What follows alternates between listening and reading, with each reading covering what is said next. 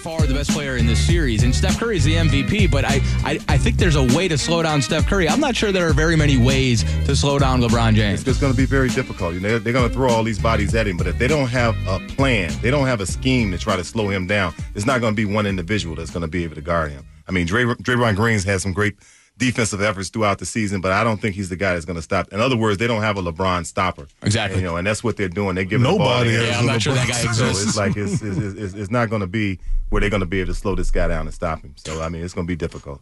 Perhaps the only hole in his game, or at least something you can point to in the postseason that he struggled with, is his perimeter shot. He shot 17% from three so far. I think he's like 25% on long twos. Rick, is that something you would sort of challenge him? Maybe back off, see if he's knocking down the perimeter jump shot, and then go from there? See, that's what people, as coaches, you look at films, you look at different techniques and schemes, as Early alluded to. You look at these schemes, and that's why I said they probably looked at the San Antonio series last year when LeBron was in there against Miami.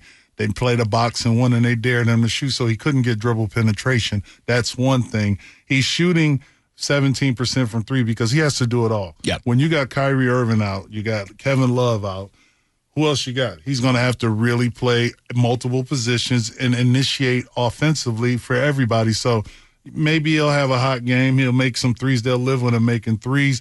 But knowing LeBron, he's going to attack. He's going to have to challenge it and get into the paint and make sure that the defenses can get sucked in. But, I mean, it's no formula out there. Only person can stop LeBron is LeBron. So it's going to be a very focused team defensively on not letting them get wide open threes where you get a J.R. Smith who can get hot at any minute. And the big stage, he really wants to shine. So it's going to be pretty difficult to stop him or just slow him down. Both teams can play physically, Rick Mahorn. They could throw Perk in there for 6 hard ones. It's like throwing in Haywood. You watch.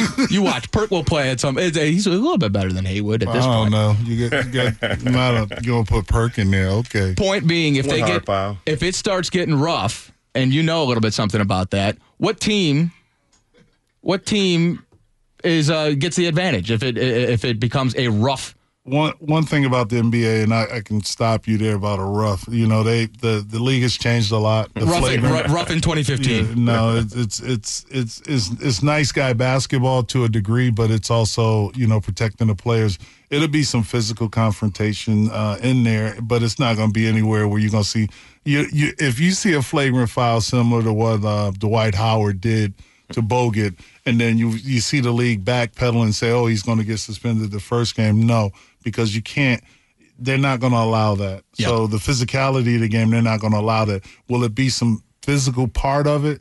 It'll be a physical game because it is the finals, and that's what it's all about. This is the last two teams standing, and everybody, it's a turf war. They're going to fight. They're going to be very physical, but they're not going to be at a point where they're going to get a hard foul. Perkins coming there, first thing's going on the referees. They're going ding, ding, ding. Mm-hmm. He's not.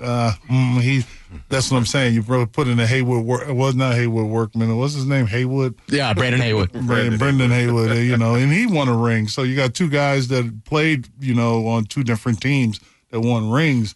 And that's the part that they have that locker room balance about understanding what it is to be a championship. And I want to get on that question with you about coaches. Of course, you got a David Blatt. He's been coaching. And, I mean, coaching, like Earl said, is going to be coming down to situations. You're going to rely on your assistant coach because during the year you have certain teams. And when I coached in Atlanta, I had 8 teams. And if you made the playoffs, that team that you're going to play next, if that's the team that's in your wheelhouse, you have to be prepared. Every part of the team, you got to know the team's calls in and out. Everything has to be done right. So with Ron Adams there, which really improved their defense, Ron Adams has a philosophy because he's been in the East and he's seen LeBron numerous times. So it's going to be